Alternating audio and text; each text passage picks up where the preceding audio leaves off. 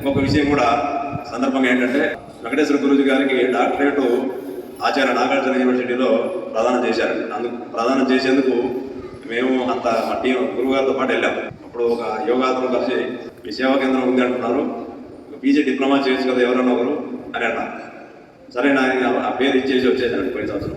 అది కూడా కంప్లీట్ అయింది ఈ సేవా కేంద్రం.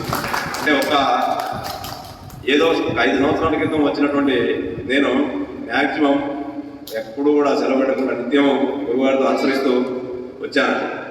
ఇంత విషయం నేను తెలుసుకున్నాను కాబట్టి మీకు కూడా చెప్పగలుగుతున్నాను. మీరు కూడా ఆరోగ్యంగా ఉండాలనే కోరికనే.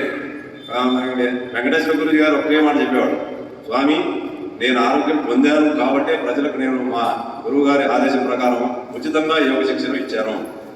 మీకు వీలైనంత వరకు మీరు కూడా అలా సహాయం చేయండి అని చెప్పారు. దాన్ని తూచా తప్పకుండా తప్పనిసరిగా మేము పాటిస్తాం.